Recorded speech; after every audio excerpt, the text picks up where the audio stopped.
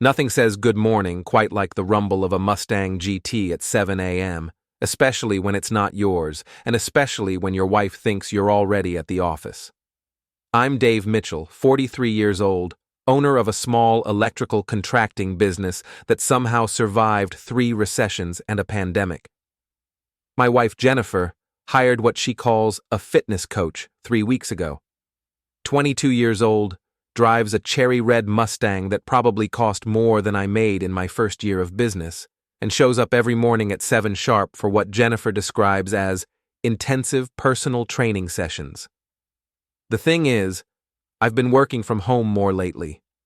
Business is slow, and I figured I'd catch up on paperwork, maybe spend some quality time with the family. Jennifer doesn't know about my schedule change. I haven't mentioned it. This particular Tuesday morning, I'm in my garage office, nursing my second cup of coffee and pretending to care about electrical permit applications when I hear the Mustang pull into our driveway. The engine cuts off.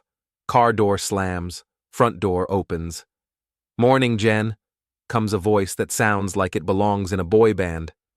"Tyler, you're right on time," Jennifer responds, and there's something in her tone I haven't heard in years, something breathless and eager. I set down my coffee and listen. Their voices move toward the back of the house, toward our bedroom. Now, I'm not an idiot. I've noticed the changes. Jennifer suddenly caring about her appearance again after 20 years of marriage. New workout clothes that cost more than my monthly truck payment. The way she hums in the shower. The way she's been distant with me but energetic about everything else. But hearing it is different than suspecting it. The bedroom door closes. I hear Jennifer's laugh, muffled but unmistakable. Then silence. Then the rhythmic creaking of our bed frame, the same one we bought when we moved into this house 15 years ago. The same one that's been silent for months. I could storm back there. I could kick down the door and catch them in the act. I could scream and throw punches and make a scene that would give the neighbors something to talk about for years. Instead, I grab my phone and walk outside. Tyler's Mustang sits in my driveway like it belongs there. I take pictures from 3 different angles, making sure to capture the license plate. I check the time, 7:12 a.m. I make a note in my phone. Then I get in my truck and drive to the office of Patricia Wells, the best divorce attorney in town. "Mr. Mitchell," Patricia says when I walk into her office 2 hours later. She's a sharp woman in her 50s, the kind who probably eats opposing counsel for breakfast. "What brings you here today?" "My wife is having an affair with her fitness coach," I say. "I need to know my options." Patricia doesn't blink.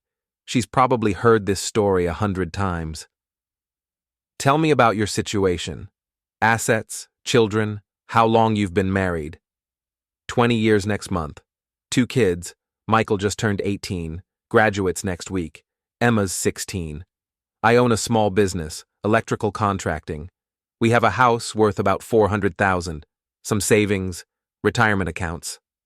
Prenuptial agreement? Yes. I pull out my phone and show her the photos of Tyler's car. And I have evidence. Patricia leans forward. "What kind of evidence?" "Pictures, timestamps, documentation of his visits. I can get more."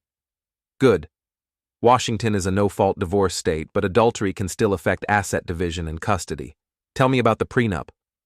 I hand her a copy I pulled from our safe deposit box this morning. She reads it carefully, and I watch her eyebrows rise slightly. "This is very thorough," she says. "Did your wife have legal representation when she signed this?" "She said she didn't need it, said she trusted me." The irony tastes bitter in my mouth. "Mr. Mitchell, this prenup protects virtually all of your premarital assets and your business interests.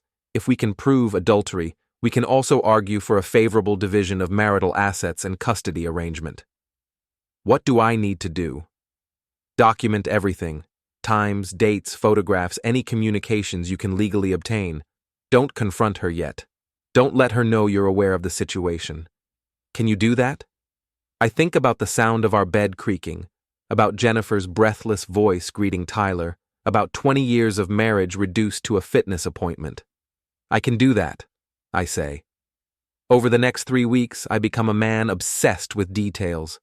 I work from home every day, always making sure Jennifer thinks I've left for the office. I photograph Tyler's car every morning. I document his arrival time, always 7 a.m. sharp, and his departure time, which varies between 8:30 and 9:15. I find Jennifer's second phone hidden in her workout bag. A cheap prepaid device she probably thinks is clever. The text messages would make a sailor blush, pictures that confirm what I already knew. Plans for meetings at cheap motels when the house isn't available. Tyler, it turns out, isn't just Jennifer's coach. He's got at least 3 other clients receiving similar intensive training, the kids running a regular operation. I screenshot everything before putting the phone back exactly where I found it. Jennifer's behavior becomes increasingly obvious once you know what to look for.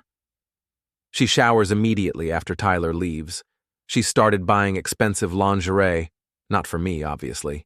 She hums constantly, smiles at her phone, and treats me with the kind of distant politeness you'd show a roommate you barely tolerate. "You seem happy lately," I tell her one evening over dinner.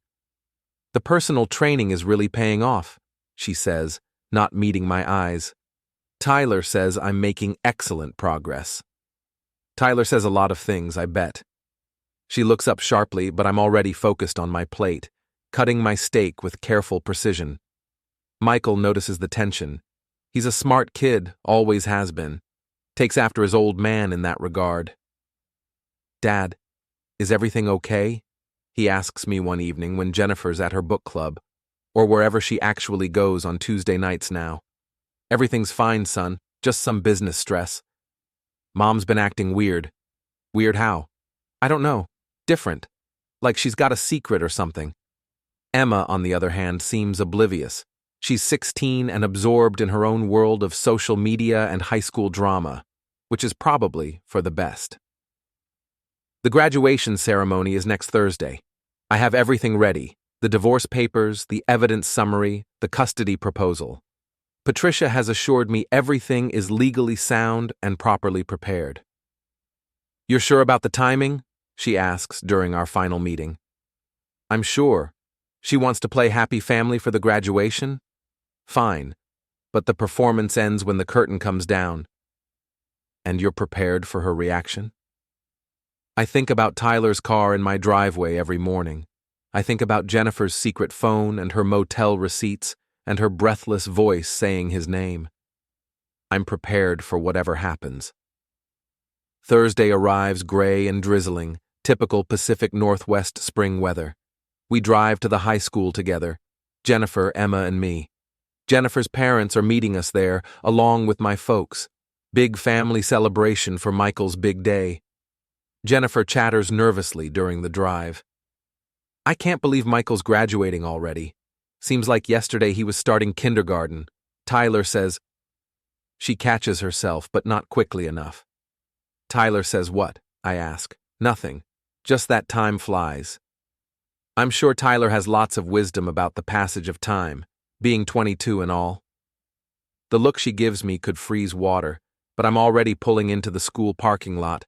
The ceremony is everything you'd expect from a high school graduation. Long, boring speeches about the future and following dreams. Michael walks across the stage, shakes the principal's hand, accepts his diploma. We all clap and cheer and take pictures. Afterward, we gather outside for family photos. Jennifer's parents, Harold and Margaret, are there in their expensive clothes and disapproving expressions. They've never much liked me, blue-collar guy who married their princess daughter. My parents, Frank and Rose, are more down-to-earth. Dad's wearing his good suit, the one he saves for weddings and funerals. "Let's get a picture of the whole family," Jennifer suggests, and we all cluster together around Michael. The photographer snaps several shots. Michael looks proud and happy. Emma's actually smiling instead of staring at her phone. Jennifer's beaming like this is the happiest day of her life. "Beautiful family," the photographer says. "We certainly are," Jennifer agrees, squeezing my arm. That's when I hand her the manila envelope. "What's this?" she asks, still smiling for the lingering family members and other graduates nearby. "Open it." She does. right there surrounded by our families and half the graduating class. I watch her face change as she processes what she's seeing. The smile fades first, replaced by confusion, then understanding, then something that might be fear. "Dave," she whispers, "what is this?"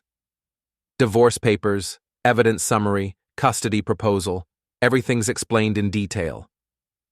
Jennifer's mother steps closer. "What's going on?"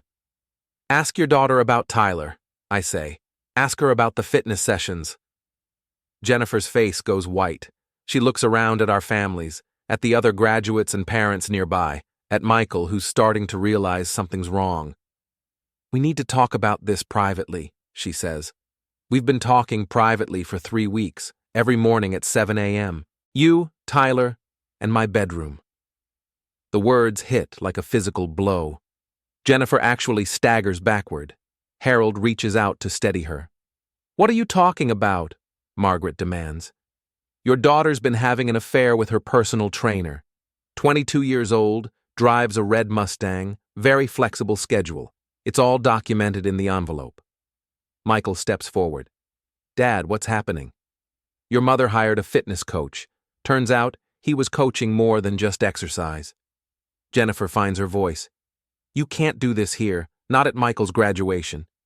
I can do this anywhere I want. You made the choice to have an affair. I'm making the choice to end our marriage." "Where's Tyler?" Emma asks suddenly. "Mom said he was coming to the graduation." The question hangs in the air. Jennifer pulls out her phone, probably trying to call him. She tries twice, then 3 times. No answer. "Looks like your coach doesn't return calls," I observe. Frank, my father, steps forward. He's a man of few words, but when he speaks, people listen. "Son," he says, "you sure about this?" "I'm sure, Dad." He nods once. "Then we'll stand by you." Margaret, Jennifer's mother, is less supportive. "This is ridiculous. Jennifer would never—" "Check her phone," I suggest. "The prepaid one in her workout bag, unless she's already gotten rid of it." Jennifer's face answers that question before her mouth can. Michael looks at his mother, then at me, then back at his mother. "Mom, is this true?" Jennifer opens her mouth, closes it, opens it again. No words come out. "I'm 18, Michael says quietly. "I can choose where I want to live." "Michael, honey," Jennifer starts. "I'm staying with Dad." The words hit Jennifer like a physical blow. She actually stumbles, and Harold has to catch her arm again. "We should go," I say to my family. "Let Jennifer figure out her next move." As we walk toward the parking lot, I hear Jennifer calling Tyler's number again. Still no answer. By tomorrow, she'll realize he's not answering because he's already moved on to his next client, his next conquest, his next opportunity. The prenup she forgot about will protect everything I built before our marriage. The evidence I gathered will influence the division of everything we built together. The son she just lost will testify about her behavior if necessary. 20 years of marriage, and it ends in a high school parking lot on a rainy Thursday afternoon. Jennifer standing there with divorce papers in her hands, calling a phone number that will never be answered again, surrounded by family members who are just beginning to understand what she's done. I get in my truck and drive home. Tomorrow, the real work begins.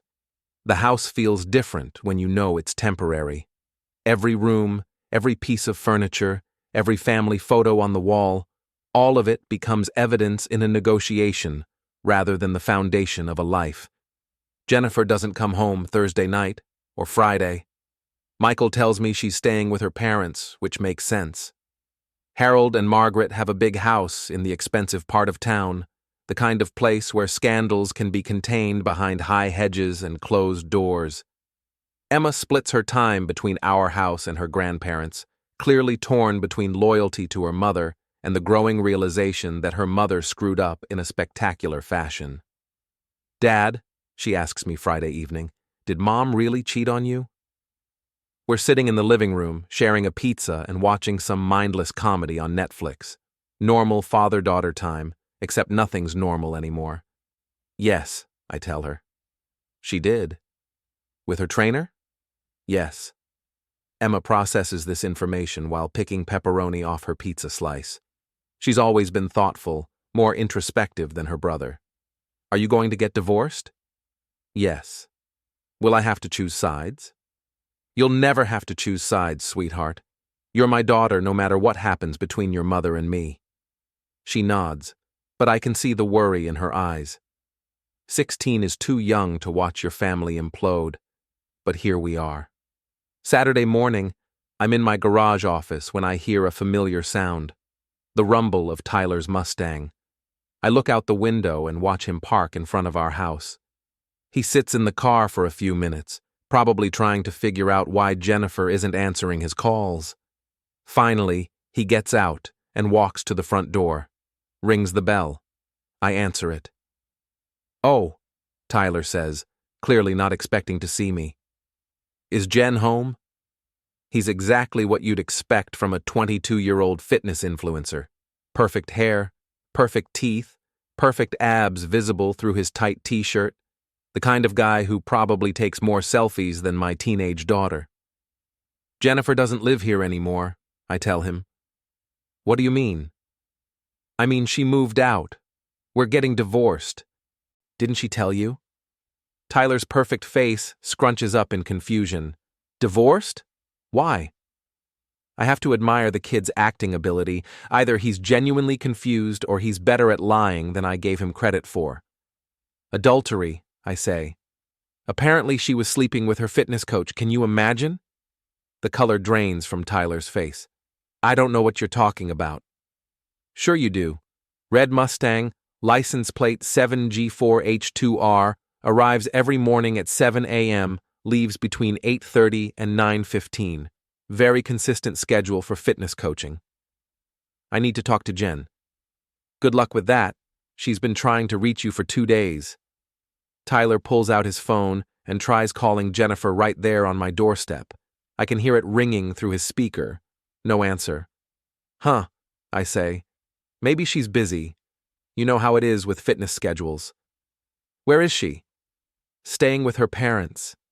Harold and Margaret Thornton, up on Maple Hill.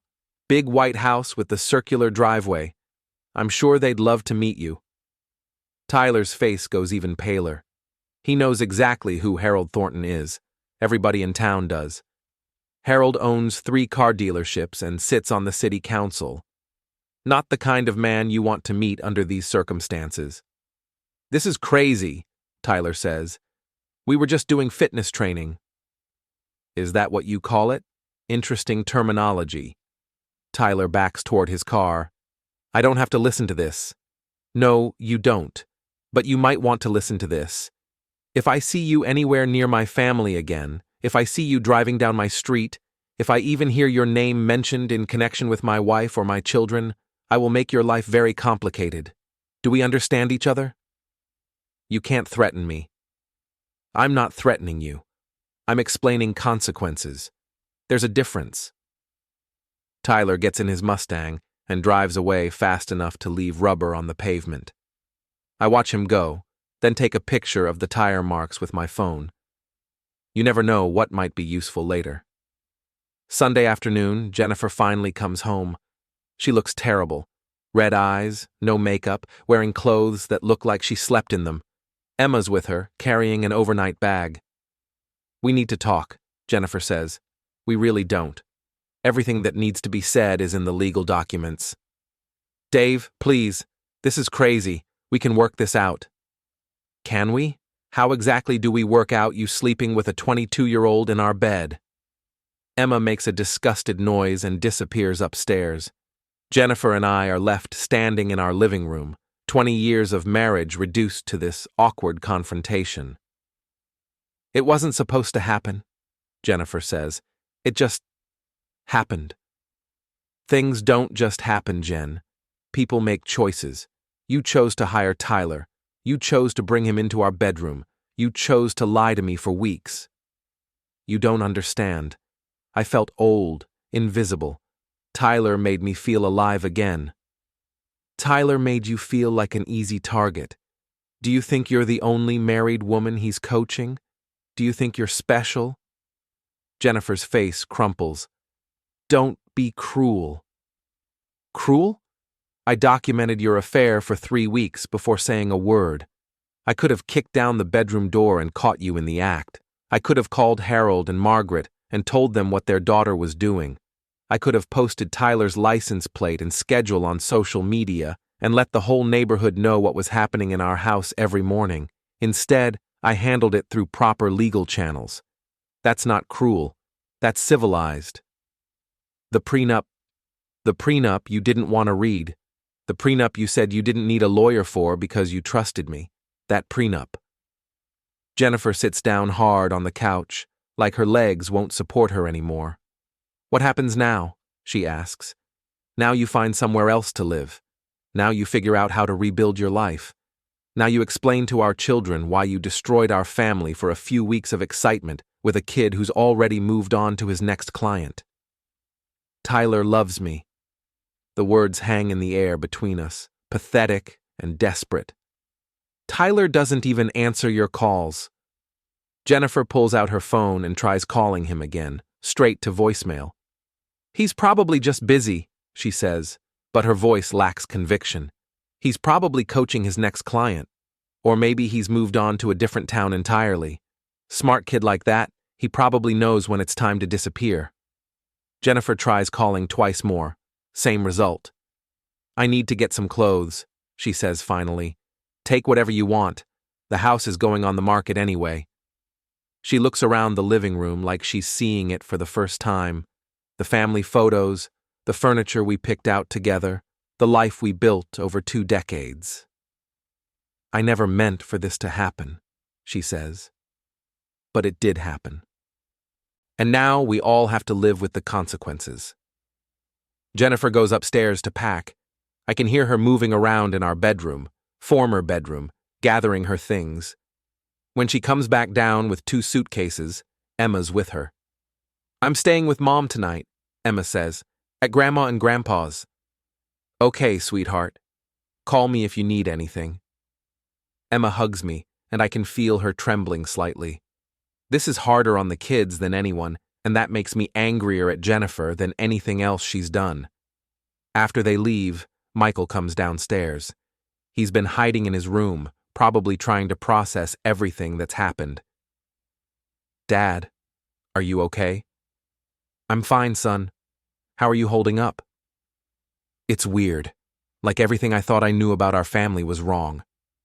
Not everything. Your mother and I both love you and Emma. That never changes, no matter what happens between us. But she cheated on you.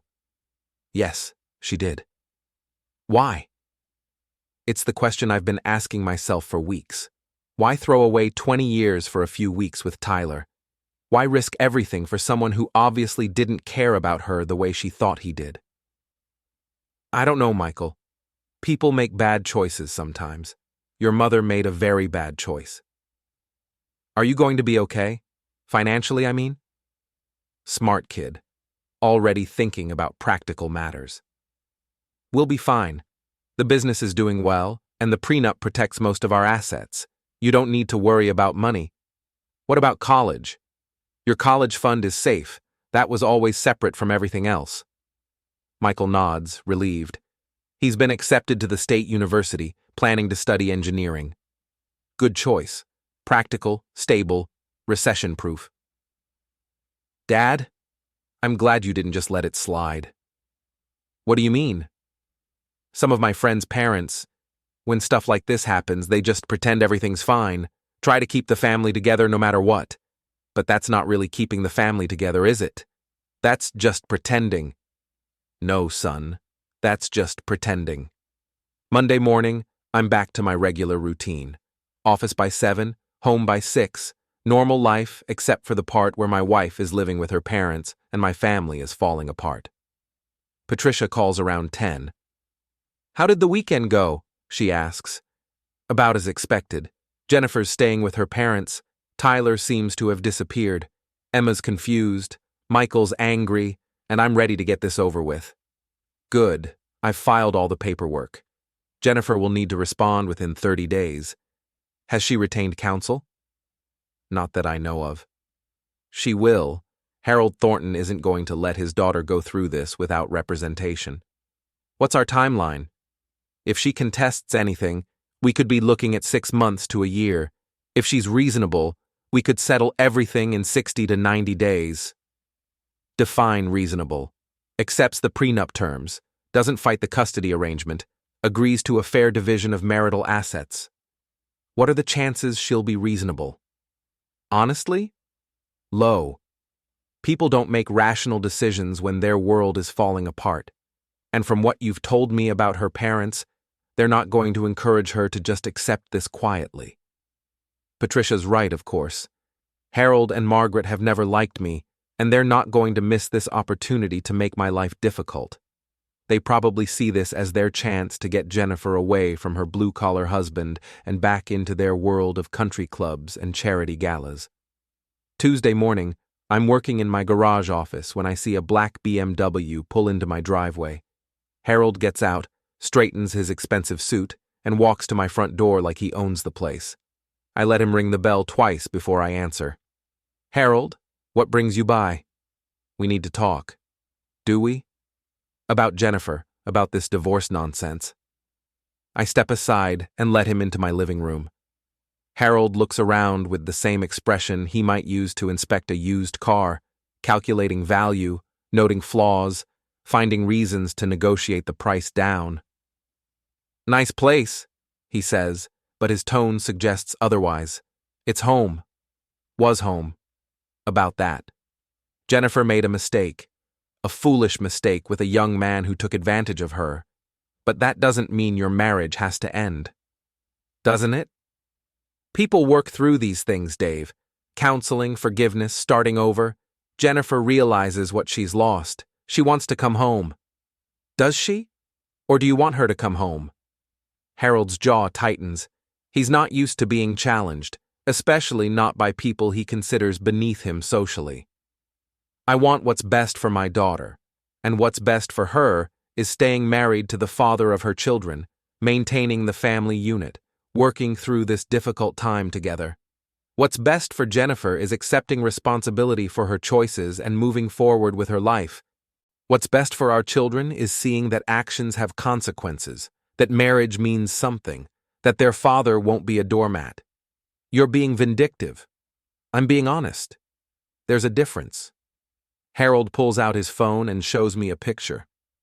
It's Tyler, looking scared and disheveled, standing next to his Mustang in what looks like a parking garage. We found your wife's fitness instructor, Harold says. Had a very interesting conversation with him. Did you? He explained the situation, how Jennifer pursued him, how she initiated everything, how he tried to maintain professional boundaries, but she made it impossible. I laugh, which clearly isn't the reaction Harold expected. Tyler told you Jennifer seduced him? That's right. And you believed him? Why wouldn't we? Because Tyler's a 22-year-old who makes his living sleeping with bored housewives. Because he's got at least 3 other clients receiving the same special training Jennifer was getting. Because he's a professional, Harold, and Jennifer was just another customer. Harold's face darkens. You're lying. Am I? Check his social media. Check his client list. Ask around the country club. I bet half the wives there know Tyler personally. That's impossible. Is it? You really think your daughter was special? You think a 22-year-old fitness model fell in love with a 40-year-old married woman out of genuine emotion? The words hit Harold like physical blows. He's starting to realize that his daughter wasn't the victim in this situation. She was just another mark. Even if that's true, he says, it doesn't change anything. Jennifer's still your wife. She's still the mother of your children. She's still the woman who brought another man into our bedroom every morning for weeks. She's still the woman who lied to my face every single day. She's still the woman who destroyed our family for a few hours of excitement with someone who's already moved on to his next conquest. Harold stands up abruptly. This conversation is over. Yes, it is. And so is my marriage.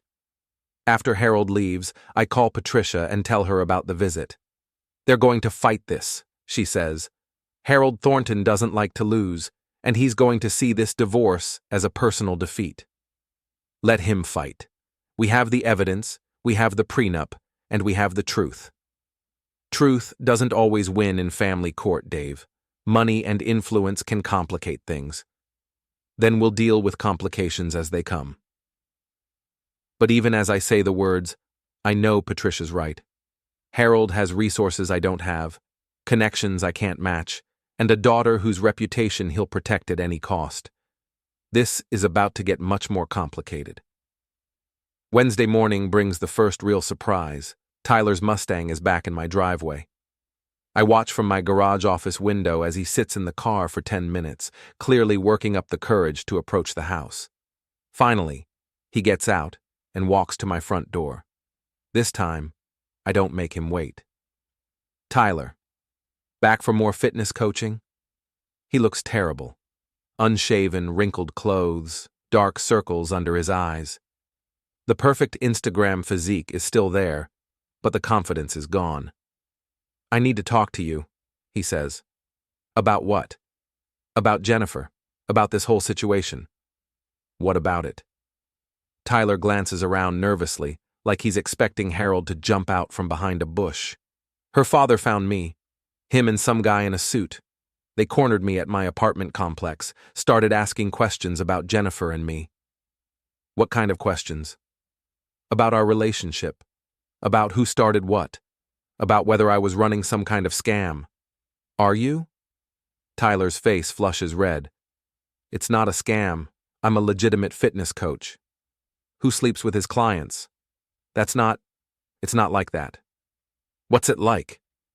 Tyler shifts uncomfortably. Look, sometimes things happen between coaches and clients. It's natural. People spend time together, they connect, feelings develop. Feelings. Right. How many clients are you currently developing feelings for? That's not your business. It became my business when you developed feelings for my wife in my bedroom. So I'll ask again. How many? Tyler doesn't answer, which is answer enough. Here's what I think happened, I continue. You saw an opportunity. Married woman, obviously unhappy, obviously vulnerable, obviously willing to pay for attention. You provided a service, she provided compensation and access, business transaction. You don't know what you're talking about. Don't I? Then explain why you haven't answered Jennifer's calls since Thursday. Explain why you disappeared the moment things got complicated. Explain why you're here talking to me instead of comforting the woman you supposedly have feelings for. Tyler's silence stretches long enough to become uncomfortable. Her father threatened me, he says finally. Threatened you how? Said he'd ruin my business. Said he'd make sure I never worked in this town again. Said he had connections that could make my life very difficult. Sounds like Harold. What did you tell him? The truth. That Jennifer came on to me, that she made it clear what she wanted, that I tried to keep things professional but she wouldn't let it go. And he believed that? I don't know. Maybe. He seemed more interested in protecting Jennifer's reputation than finding out what really happened. Smart man. What do you want from me? Tyler looks genuinely confused by the question. I want this to stop. I want everyone to leave me alone so I can get back to my life. Your life of coaching lonely housewives? My life of running a legitimate fitness business. Then here's my advice. Leave town. Find a new market. Start over somewhere else where angry husbands and protective fathers don't know your name or your license plate number. I can't just leave. I have clients, commitments, a lease on my apartment. You had those things. Past tense. You think any of your married clients are going to keep seeing you after word gets around about what happened with Jennifer? You think their husbands are going to be okay with Tyler the fitness coach coming around for private sessions? The reality of his situation is starting to sink in. I can see it in his face. This isn't fair, he says. Fair? You want to talk about fair? Fair would have been keeping your hands off my wife. Fair would have been maintaining professional boundaries. Fair would have been finding clients who weren't married mothers of two. Jennifer's an adult. She made her own choices. Yes, she did. And now she's living with the consequences. Just like you are. Tyler starts backing toward his car again. I'm not the villain here. Neither am I, but somebody has to be, and it's not going to be me. After Tyler leaves, I call Patricia and fill her in on the conversation. Interesting, she says. Sounds like Harold's trying to control the narrative, paint Jennifer as the victim. Will that work? It might, if Tyler's willing to testify that Jennifer initiated everything. Especially if Harold can make it look like Tyler was running some kind of predatory operation targeting vulnerable married women. But we have evidence. The texts, the photos, the timeline. Evidence shows they had an affair. It doesn't necessarily show who started it or why. Does it matter? For the divorce? Probably not. For public opinion and Jennifer's reputation? Absolutely. Thursday afternoon, Emma comes home from school looking upset. Dad, people are talking. About what? About you and Mom. About the divorce. Someone posted something on social media about Mom having an affair, and now everyone's sharing it and commenting on it. I pull out my phone and check Facebook. Sure enough, there's a post in one of the local community groups. Anyone else notice that red Mustang at the Mitchell house every morning? Guess we know why they're getting divorced now. The post has 37 comments and counting. Most of them are gossip and speculation, but a few people claim to have inside information.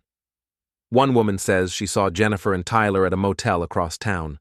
Another says Tyler was bragging about his older clients at a bar downtown. This is getting out of hand, I tell Patricia when I call her.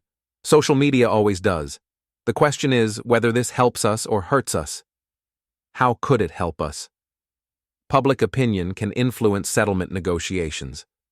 If Jennifer's reputation is damaged enough, she might be more willing to accept our terms quietly rather than drag things out in court where everything becomes public record. And if it hurts us? Harold could argue that you're orchestrating a campaign to humiliate his daughter, could make you look vindictive, could affect custody decisions. I didn't post anything on social media.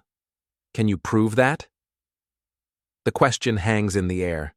In today's world, proving a negative is almost impossible. Friday evening, Michael comes home from a party looking troubled. Dad, we need to talk. What's wrong?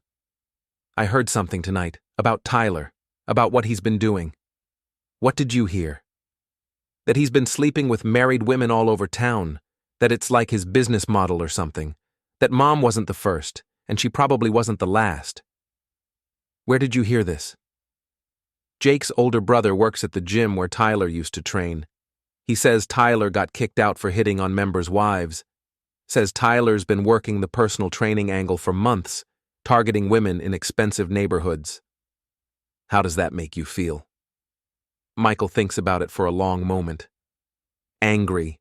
At Tyler for being a predator. At Mom for being stupid enough to fall for it. At you for not protecting her somehow. I can't protect someone from their own choices, son. I know, but it still makes me angry. That's normal. You're allowed to be angry. Are you angry? Yes, but I'm also disappointed and sad and tired of thinking about it. Do you still love her? It's the question I've been avoiding, even in my own thoughts. I love the woman I married 20 years ago. I don't know who your mother is anymore. Saturday morning, I'm awakened by pounding on my front door. It's barely 7 a.m., and whoever's out there is making enough noise to wake the neighbors. I look out the window and see Harold's BMW in my driveway, along with a car I don't recognize. Harold's standing on my porch with two other men, one in a suit, one in casual clothes, but with the unmistakable bearing of private security. I open the door wearing sweatpants and a t-shirt, making no effort to look presentable. Harold, kind of early for a social call. We need to talk. Now. About what? About the harassment campaign you're running against my daughter. Harassment campaign? Harold pulls out his phone and shows me screenshots of social media posts, forum comments, and what looks like a private Facebook group dedicated to discussing Jennifer's affair. This, he says, all of this. People are calling Jennifer a whore, a homewrecker, a pathetic middle-aged woman who threw her life away for a boy toy. Someone posted her photo with Tyler's car in the background. Someone else shared screenshots of text messages. I didn't post any of that. Maybe not directly, but you started it. You created the situation that led to this public humiliation. I created the situation? I'm not the one who hired Tyler. I'm not the one who brought him into our bedroom. I'm not the one who lied about it for weeks. The man in the suit steps forward. Mr. Mitchell, I'm Robert Kane, attorney for the Thornton family. We have reason to believe you've been orchestrating a deliberate campaign to damage Mrs. Mitchell's reputation in advance of your divorce proceedings. Do you? What reason is that? The timing of the social media posts, the specific information being shared, the coordinated nature of the harassment. Coordinated by whom? That's what we intend to find out. I look at the three men standing on my porch, Harold with his righteous indignation, Kane with his legal threats, and the security guy who's probably there to intimidate me. Here's what I think happened, I say. Word got around about Jennifer's affair because affairs are hard to keep secret. People saw Tyler's car here every morning. People talk, especially in a town this size. Jennifer's reputation is damaged because her actions damaged it, not because I'm running some kind of campaign against her. The text message screenshots, Kane says. How did those become public? I have no idea. Maybe Tyler shared them. Maybe Jennifer shared them with someone who shared them with someone else. Maybe Jennifer's phone got hacked. Maybe Tyler's got other clients who know about his methods and decided to share information. You expect us to believe you had nothing to do with this? I expect you to prove I did, if you're going to make accusations. Kane and Harold exchange glances. The security guy just stands there looking menacing, which is probably his job.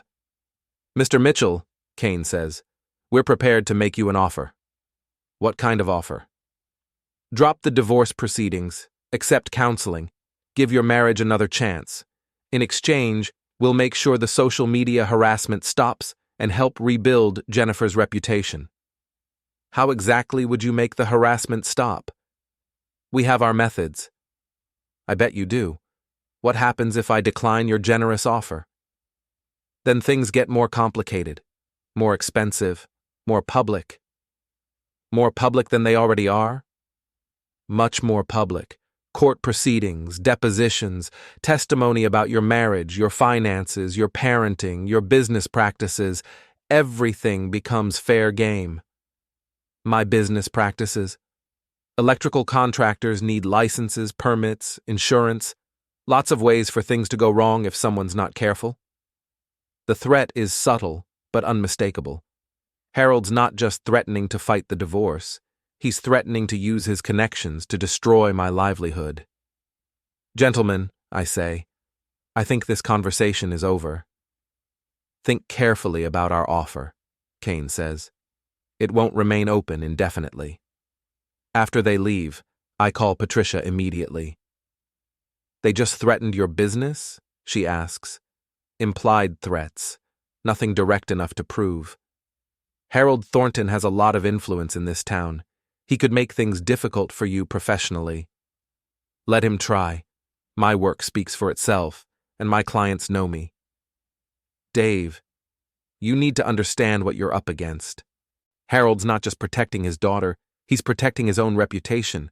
Having Jennifer publicly humiliated reflects badly on the entire family. So what are you suggesting? I'm suggesting we need to be very careful about how we proceed. Document everything, assume all your communications are being monitored, and be prepared for this to get much worse before it gets better. After I hang up, I sit in my garage office and think about Harold's offer. Drop the divorce, accept counseling, pretend the affair never happened, go back to being married to a woman who betrayed me with a kid young enough to be our son. The smart play might be to take the deal. Avoid the legal fees, avoid the public spectacle, avoid Harold's threats to my business. Keep the family together, at least on paper. But every time I consider it, I hear the sound of our bed creaking at 7 a.m. I see Jennifer's face when she opened that envelope at Michael's graduation. I think about Tyler's car in my driveway and Jennifer's secret phone and 20 years of marriage reduced to a fitness appointment. No, some things can't be forgiven, can't be forgotten, can't be fixed with counseling and good intentions. Harold wants a war. He can have one. But he's not going to like how it ends. Sunday morning, I wake up to find my truck's tires slashed. All 4 of them, cut clean through the sidewalls with what looks like a utility knife. Professional job, not random vandalism, but a deliberate message. I call the police first, then Patricia, then my insurance company. The responding officer is a young guy named Rodriguez who takes pictures and fills out a report, but we both know nothing will come of it. Any idea who might have done this? He asks. Could be anyone. I'm going through a messy divorce. Sorry to hear that. You got security cameras? No, but I'm thinking about installing some. After Rodriguez leaves, I call a towing company and arrange to have the truck taken to a tire shop. While I'm waiting for the tow truck, Harold calls. Dave, I heard about your vehicle. Terrible thing. Vandalism. Is it? Absolutely. This town used to be safe. Now you can't even park in your own driveway without worrying about criminals. Criminals. Right. I wanted to call and reiterate our offer from yesterday. Sometimes these situations escalate in ways nobody wants. Better to resolve things amicably before someone gets hurt. Someone already got hurt, Harold. Your daughter made sure of that. I'm talking about physical harm, Dave. Property damage, personal safety, that sort of thing. Are you threatening me? I'm expressing concern for your welfare. Big difference. I stand in my driveway looking at my disabled truck and realize that Harold's declared open war. The slashed tires are just the opening shot. Patricia arrives while I'm waiting for the tow truck. This is escalating quickly, she says, examining the damage. Harold called right after I reported it, wanted to express his concern for my welfare. Did you record the call? No, but I will from now on. Good. We need to document everything. Harold's making a mistake if he thinks intimidation will work, but he could cause a lot of damage before he realizes that. What's our next move? We accelerate everything. File for emergency custody, request expedited proceedings, get this in front of a judge before Harold can orchestrate any more harassment. The tow truck arrives and loads my disabled truck. Patricia follows me to the tire shop, where I discover that replacing all 4 tires is going to cost me $800. Insurance will cover it, the shop manager tells me, but you'll have to pay your deductible. How long? Couple hours. We've got the tires in stock. While we wait, Patricia and I sit in her car and plan our strategy. Harold's biggest advantage is his reputation and connections, she says. He's counting on being able to pressure you into backing down before this gets to court. What if we take it public ourselves? Get ahead of his narrative. Dangerous. Could backfire, make you look vindictive. More vindictive than slashing my tires? You can't prove Harold was involved in that. I don't have to prove it. I just have to make people think about it. Patricia considers this. What did you have in mind? Harold wants to control the story? Let's give him a story to control. Monday morning, I post a simple message on my business Facebook page. Mitchell Electrical will be temporarily reducing services due to ongoing personal matters. We apologize for any inconvenience and expect to return to full operations soon. Thank you for your patience and continued support. Within an hour, the post has dozens of comments from clients and friends expressing concern and support. Several people ask if there's anything they can do to help. A few mention hearing rumors about my divorce and offer sympathy. By noon, the post has been shared 40 times and has over 100 comments. The local rumor mill is working overtime, and Harold's name is starting to come up in connection with my personal matters. Harold calls at 2 p.m. What the hell do you think you're doing?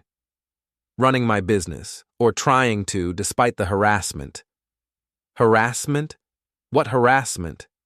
Slash tires, intimidation visits, threats to my livelihood. That kind of harassment. You can't prove any connection between those incidents and my family. I don't have to prove anything, Harold. I just have to tell my story and let people draw their own conclusions. If you think you can drag my name through the mud, I haven't mentioned your name. Interesting that you think I'm talking about you, though.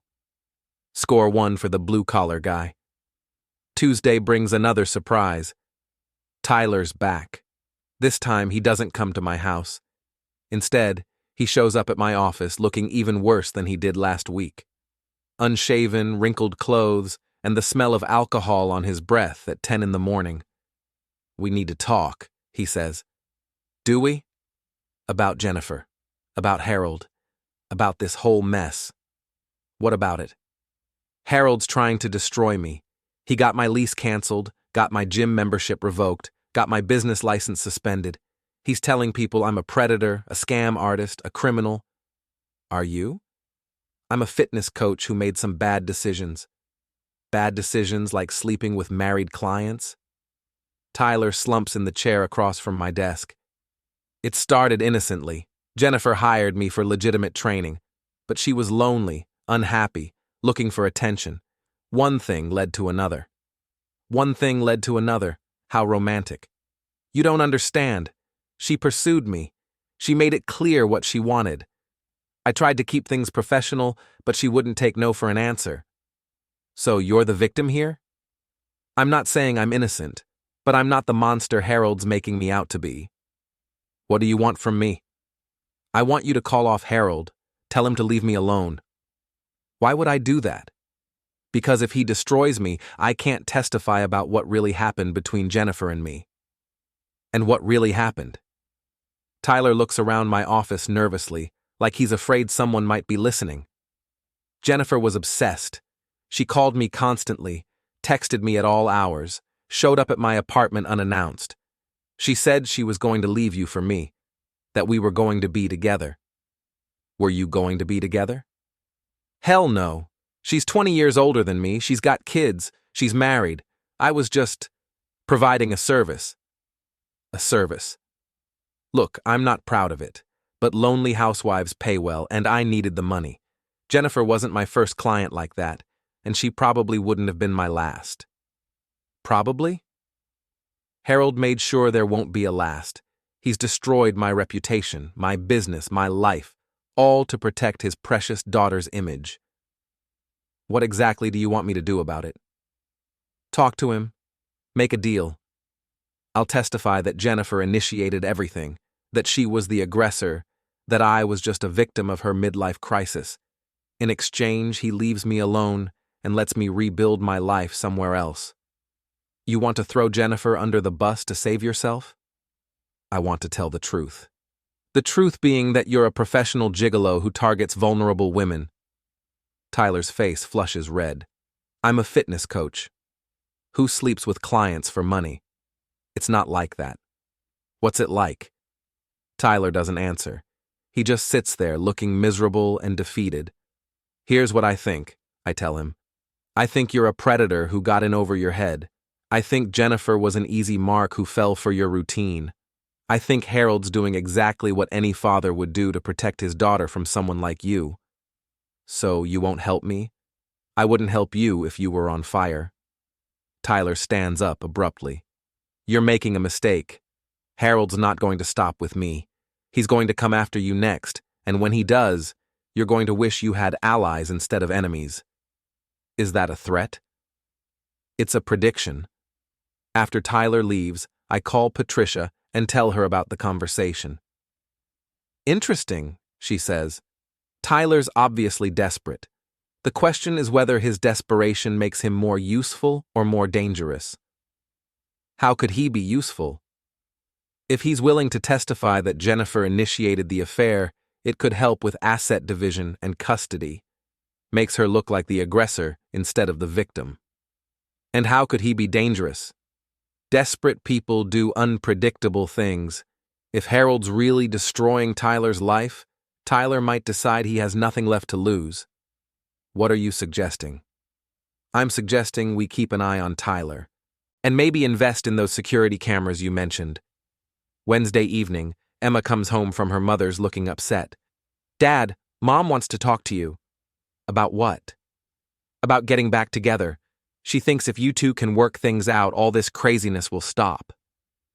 What do you think? I think it's too late for that. Why? Emma sits down on the couch next to me. She looks older than 16, like the stress of the situation has aged her. Because you can't trust her anymore. Because she lied to all of us. Because every time I look at her, I think about what she did. That might change with time. Will it change for you? I don't know. Dad, can I ask you something? Of course. Do you think Mom really loved Tyler? Or was she just, I don't know, having some kind of breakdown? It's a perceptive question from a 16-year-old. I think your mother was unhappy and made some very bad choices. Whether she loved Tyler or just loved the attention he gave her, I can't say. Tyler's kind of pathetic, isn't he? What makes you say that? I saw him at the grocery store yesterday. He looked terrible, like he hadn't slept in days, and he was buying cheap wine and frozen dinners, not exactly the successful fitness influencer he pretends to be online. People aren't always what they seem to be on social media. Mom fell for his act, though. She really thought he cared about her. Your mother wanted to believe someone found her attractive and exciting. Tyler was happy to take advantage of that. Are you going to be okay? After the divorce, I mean? I'm going to be fine. We're all going to be fine. What if Harold tries to hurt your business? Then I'll deal with that when it happens. Dad? Yeah? I'm proud of you for not just letting this slide. Some of my friends' parents stay together no matter what, even when one of them cheats. They think it's better for the kids, but it's not, is it? What do you think? I think kids can tell when their parents hate each other. I think pretending everything's fine when it's not just teaches kids that lying is okay. You're a smart kid, Emma. I get it from my dad. Thursday morning brings the biggest surprise yet. Jennifer shows up at my office alone. She looks terrible, thin, pale, dark circles under her eyes. The confident, glowing woman who was humming in the shower 6 weeks ago is gone, replaced by someone who looks broken and desperate. We need to talk, she says. I'm listening. This has gone too far. The social media posts, the harassment, Tyler being destroyed, my father threatening people. This isn't what I wanted. What did you want? I don't know. I thought I wanted excitement, adventure, to feel young again. I didn't think about the consequences. Consequences like destroying our marriage? I know I screwed up. I know I hurt you and the kids. But can't we find a way to fix this? How do you fix 20 years of trust? Jennifer starts crying, not the manipulative tears of someone trying to get their way, but the genuine sobs of someone who's lost everything. I don't know, she says, but I want to try. Why? Because Tyler's gone? Because your father's making things worse? Because you're finally facing the reality of what you've done? Because I love you. Because I love our family. Because I made a terrible mistake and I want to make it right. Do you love me? Or do you love the security I represent? Both. I know that's not romantic, but it's honest. It's more honest than you've been in months.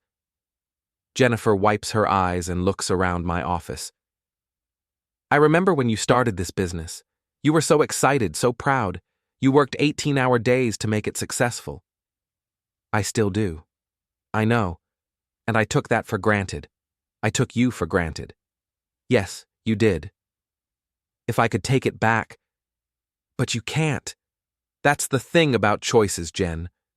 Once you make them, you have to live with them. So there's no chance? No possibility of forgiveness? I look at my wife, soon-to-be ex-wife, sitting across from my desk, crying and begging for another chance. Part of me wants to say yes, wants to try to rebuild what we had, wants to believe that 20 years of marriage is worth saving.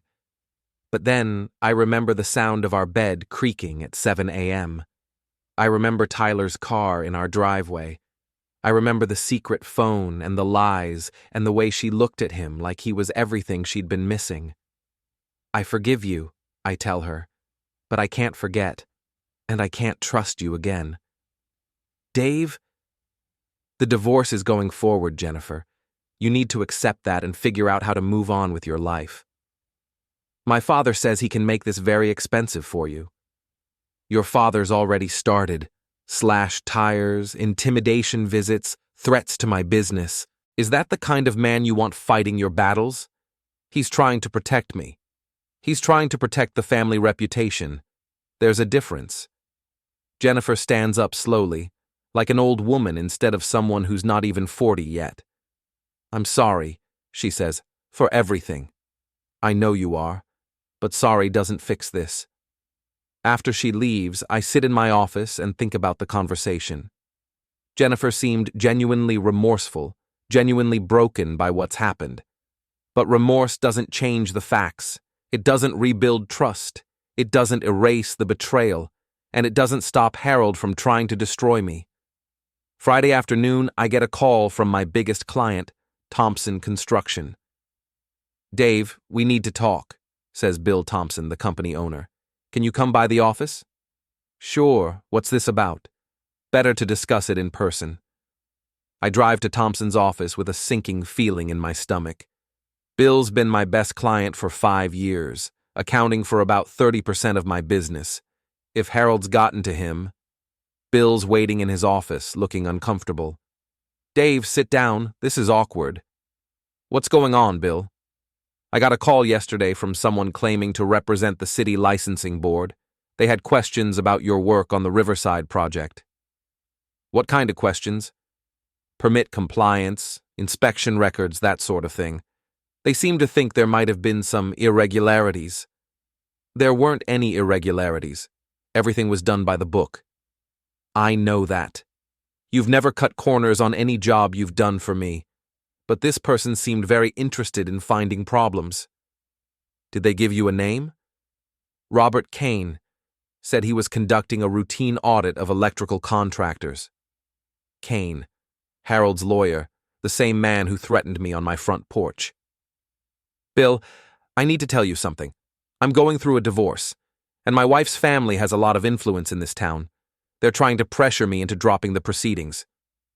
By going after your business? Apparently. Bill leans back in his chair. That's a hell of a thing, using business licenses as weapons in a family dispute. Are you going to have to drop me as a contractor? Hell no. You're the best electrician I've worked with, and I don't appreciate people trying to manipulate me. But I wanted you to know what's happening so you can protect yourself. I appreciate that, Bill. Dave, if you need anything, references, character witnesses, whatever, you let me know. This kind of harassment pisses me off. I leave Thompson's office feeling better than I have in days. Harold may have connections, but I have something more valuable, a reputation built on 20 years of honest work. But Harold's not done. Not by a long shot. That evening, I'm installing security cameras around my house when Michael comes outside to help. Dad, you really think someone's going to try to break in? I think it's better to be prepared. This is because of Mom's affair, isn't it? Because of Harold? Partly. I looked him up online. Harold Thornton. He's on the city council, the Chamber of Commerce, the hospital board. Guy's got his fingers in everything. Money and influence tend to go together. Are you worried? I'm cautious. There's a difference. We finish installing the cameras just as the sun sets. 4 cameras covering all approaches to the house. Motion-activated recording, remote monitoring through my phone. If anyone comes onto my property uninvited, I'll have evidence. Dad, Michael says as we're putting away the tools, what happens if Harold wins? If he destroys your business and forces you to take Mom back? He won't win. But what if he does? I look at my son, 18 years old, and trying to understand how the adult world works, how power and money and influence can be used as weapons. Then we'll deal with whatever happens, but Harold's making the same mistake your mother made. What mistake is that? He's underestimating me. That night, I lie in bed thinking about the war Harold's declared. He has money, connections, influence. He can make my professional life difficult, can drag the divorce proceedings out for years, can turn public opinion against me. But he doesn't understand something important. I have nothing left to lose. Jennifer destroyed our marriage. Harold's threatening my business. Tyler's a pathetic casualty of his own greed. They want to see a villain? I'll show them a villain. Starting tomorrow. Saturday morning, I wake up to find a gift on my doorstep. A manila envelope with no return address, just my name written in block letters. Inside are photographs. Harold meeting with Tyler at a downtown coffee shop. Harold handing Tyler what looks like an envelope of cash. Harold and Robert Kane entering a building that houses several city offices. Kane leaving the same building with a briefcase. The photos are professionally taken, high quality, clearly showing faces and locations. Someone's been watching Harold as carefully as Harold's been watching me. There's no note, no explanation, no indication of who sent them. But the message is clear. Harold's not the only one who can play dirty. I call Patricia immediately. "Where did you get these?" she asks after I describe the photos. "They were on my doorstep this morning." "Any idea who might have sent them?" "No, but I have a theory." I'm listening. Harold's made a lot of enemies over the years. City council politics, business deals, zoning disputes. Someone else has an axe to grind, and my situation gave them an opportunity. "What do you want to do with the photos?" "Nothing yet, but it's nice to know Harold's not as careful as he thinks he is." "Dave, be very careful here. If you use those photos, you could be accused of orchestrating a harassment campaign against Harold. Or I could be seen as defending myself against his harassment campaign against me. It's a fine line. Harold crossed that line when he slashed my tires. Sunday afternoon, I get an unexpected visitor, Tyler's landlord. "You Dave Mitchell?" the man asks. He's in his 60s, wearing work clothes and a suspicious expression. "Yes." "Name's Frank Kowalski. I own the apartment complex where Tyler Brennan lives. Or lived, anyway." "What can I do for you?" "Tyler skipped out on his lease yesterday, left owing 2 months' rent and a security deposit. Place is trashed." "I'm sorry to hear that, but I don't see what it has to do with me." "Tyler left some stuff behind, including a box of papers with your wife's name on them." Kowalski hands me a cardboard box.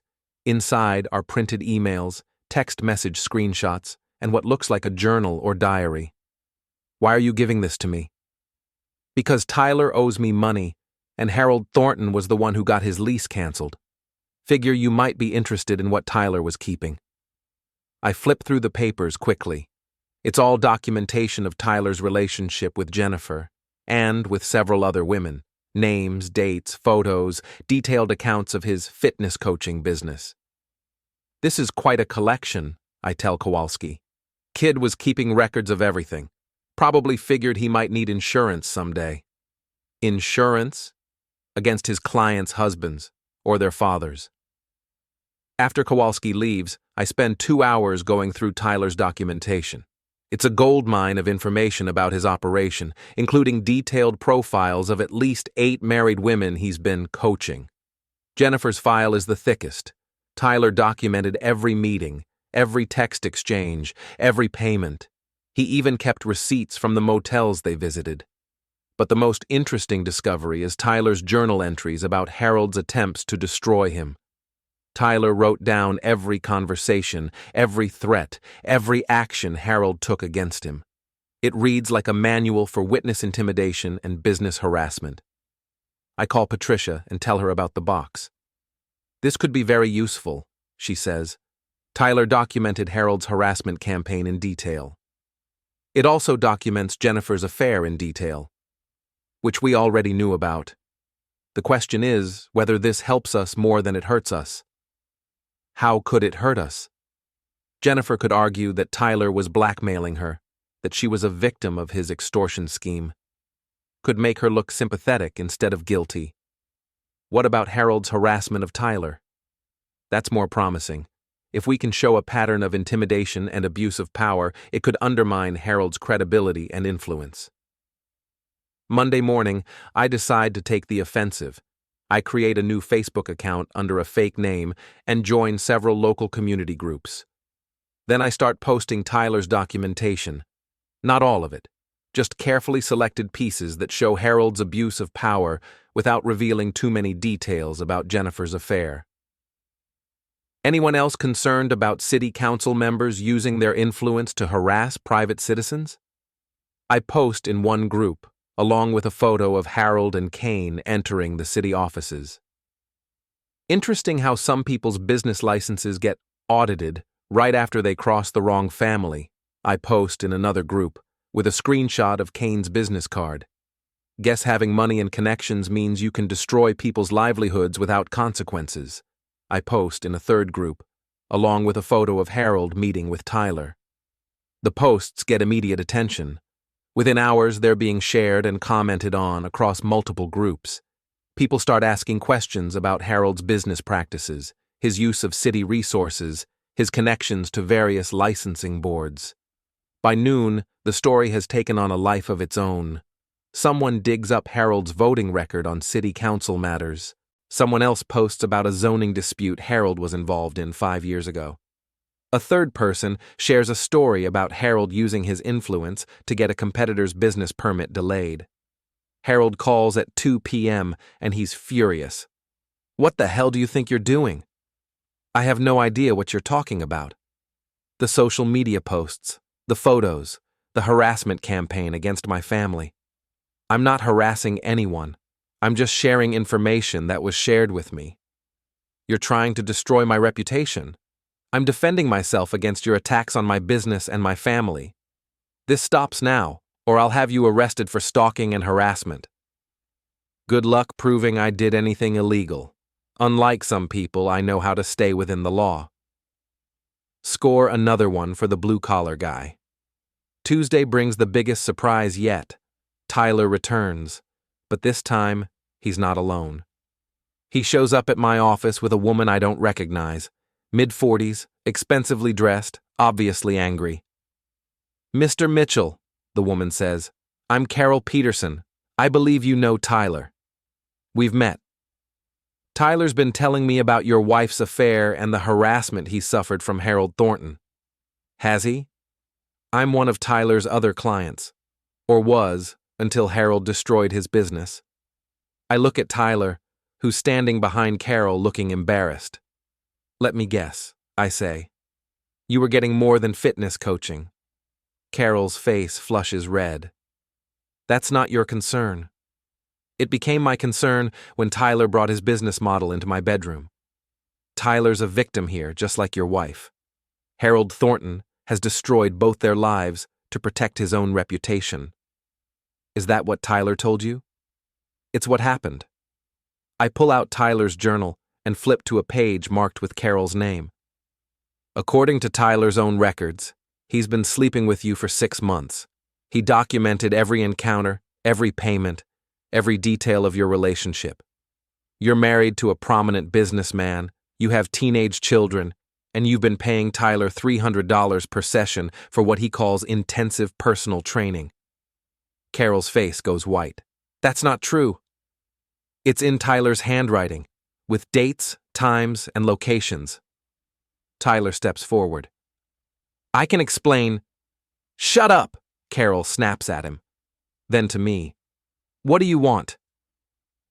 "I want Tyler to testify truthfully about his relationship with my wife. I want him to admit that he's a professional gigolo who targets vulnerable married women.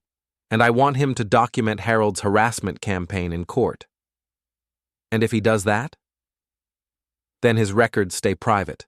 Your name never comes up. Your husband never finds out about your intensive personal training sessions." Carol looks at Tyler with undisguised disgust. "You kept records of everything?" "It was insurance," Tyler says weakly. "Insurance? You documented my private life like I was some kind of criminal?" "I documented all my client relationships." Client relationships? Is that what you call it?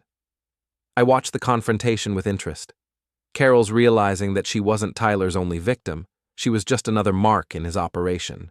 Mrs. Peterson, I say, Tyler's going to testify in my divorce proceedings whether he wants to or not. The question is whether his testimony helps you or hurts you. What are you suggesting?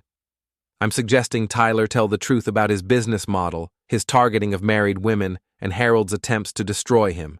In exchange, certain details about certain clients remain confidential. Carol turns to Tyler.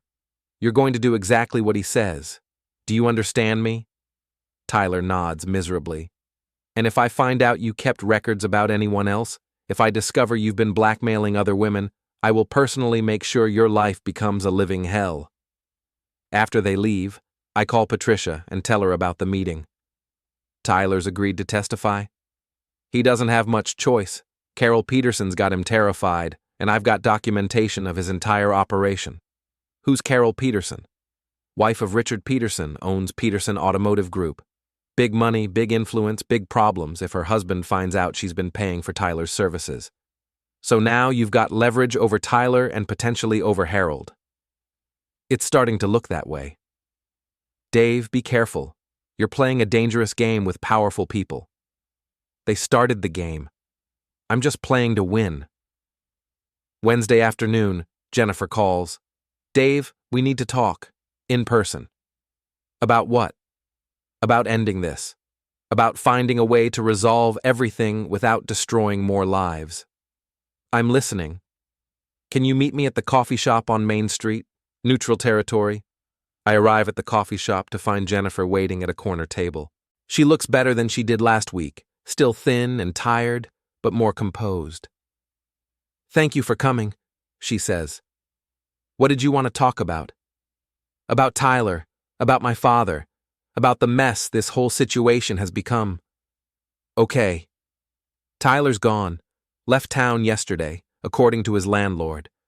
My father's being investigated by the city ethics board for misuse of his position.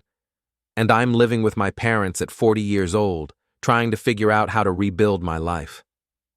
I'm sorry things turned out this way. Are you? Really? I'm sorry you made the choices that led to this. I'm not sorry about protecting myself and our children. Jennifer nods slowly. I deserve that. What do you want, Jen? I want to end this without any more damage. I want to accept your divorce terms, work out a custody arrangement that's fair to everyone, and try to move forward. What about Harold? My father went too far. He was trying to protect me, but he made everything worse. I've asked him to stop interfering. And he agreed? He doesn't have much choice. The ethics investigation is serious, and his reputation is damaged. He needs to focus on his own problems. What changed your mind? Jennifer looks out the window at the street where we've both lived for 20 years. I realized that fighting you wasn't going to bring Tyler back. It wasn't going to undo what I did. It was just causing more pain for everyone, especially the kids. And I realized that you were right. Some things can't be forgiven or forgotten. Our marriage is over, and trying to force it back together would just hurt everyone more. We sit in silence for a few minutes, 20 years of marriage reduced to this awkward conversation in a coffee shop. I have one request, Jennifer says finally. What's that? When this is over, when the divorce is final, can we try to be civil? For the kids' sake? I've never wanted to be anything else. I know. I'm the one who made that impossible. Yes, you did. Jennifer reaches across the table and touches my hand briefly. I'm sorry, Dave, for everything. I know you are. Will you ever be able to forgive me? I already have, but forgiveness doesn't mean forgetting, and it doesn't mean trusting again. Jennifer nods and stands up. I'll have my lawyer contact Patricia tomorrow. We'll work out the details. Jen? Yes? For what it's worth, I hope you find whatever it was you were looking for. I was looking for something I already had. I just didn't realize it until it was too late. Thursday morning, Patricia calls with news. Jennifer's lawyer contacted me. She's accepting all our terms. No contest divorce, custody arrangement as proposed, asset division according to the prenup. Just like that? Just like that. We could have everything finalized within 60 days. What about Harold? Harold's got bigger problems. The ethics investigation found evidence of misuse of city resources, abuse of power, and intimidation of private citizens. He's facing censure by the city council and possible criminal charges. And Tyler? Tyler's in the wind. Left town, closed his social media accounts, disappeared completely. Probably smart, considering how many angry husbands and fathers are looking for him. So it's over? The legal part is. The rest is up to you. Friday evening, I'm sitting in my garage office when Michael comes out to talk. Dad, I heard Mom's not fighting the divorce anymore. That's right. How do you feel about that? Relieved. This whole thing has been exhausting. Are you going to be okay? Living alone, I mean? I've been living alone for months, son. Your mother moved out emotionally long before she moved out physically. What happens now? Now we figure out our new normal. You go to college, Emma splits time between her mother and me, and I rebuild my life. Do you think you'll get married again? I have no idea. That's not something I'm thinking about right now. Dad? Yeah? I'm proud of how you handled this. You could have just rolled over and let Harold and Mom walk all over you, but you stood up for yourself. Sometimes that's all you can do. Tyler was a predator, wasn't he? It wasn't really about Mom being unhappy or having a midlife crisis. Tyler saw an opportunity and took advantage of it. Your mother made herself vulnerable, and he exploited that vulnerability. There are probably other women like Mom, other families Tyler destroyed. Probably. At least he's gone now. At least he's gone. Saturday morning, I wake up in my empty house and make coffee in my quiet kitchen. No sound of Tyler's Mustang in the driveway. No lies about fitness appointments. No pretending everything's normal when it's not. Just silence and the possibility of starting over. The divorce papers will be final in 60 days. Jennifer will rebuild her life, probably in another town where her reputation isn't destroyed. Emma will adjust to having divorced parents, like half her friends already do. Michael will go to college and learn that the adult world is more complicated than he thought. And I'll run my business, raise my children, and try to figure out who I am when I'm not married to someone who lies to me every day. Harold's political career is over. Tyler's con game is finished. Jennifer's fantasy of excitement and adventure has collapsed into reality. They called me the villain in this story. Maybe they were right. But sometimes the villain wins, and sometimes that's exactly what needs to happen.